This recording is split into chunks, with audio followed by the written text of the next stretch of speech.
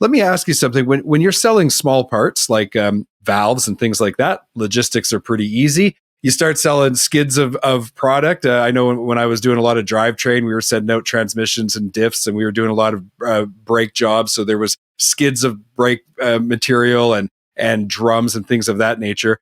Trailers have an even, maybe let's say, larger logistical challenge. Why is that?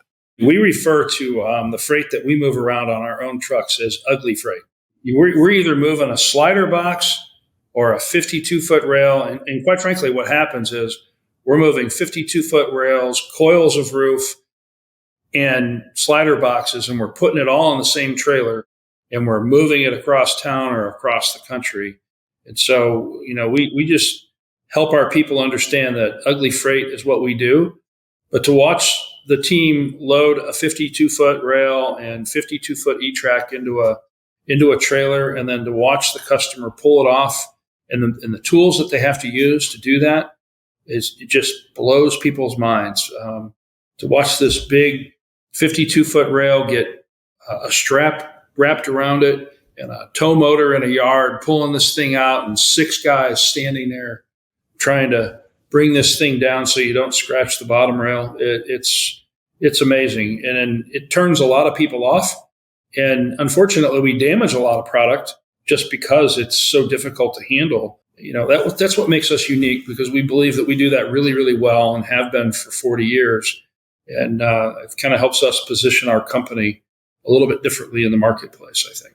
If it was easy, everybody would do it, right, Dan? Exactly. If it was cheap, everybody do it too, and it's not. Yeah.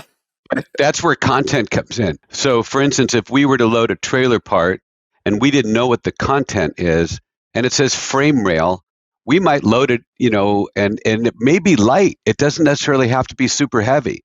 So when we realize, okay, we have a frame rail, it's on our website, and someone buys it, we don't realize that that's 53 feet long.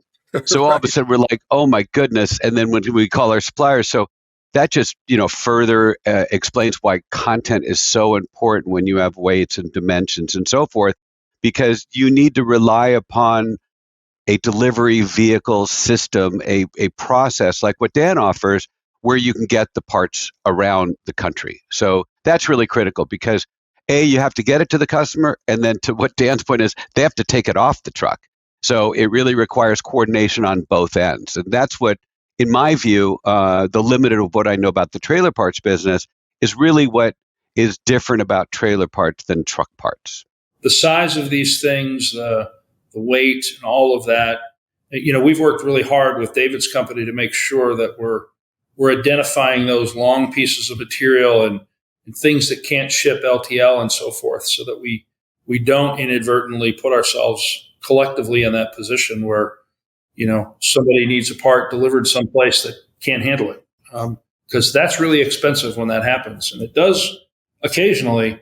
But boy, if you ship a single rail across the country, it's cost prohibitive. You can't afford it.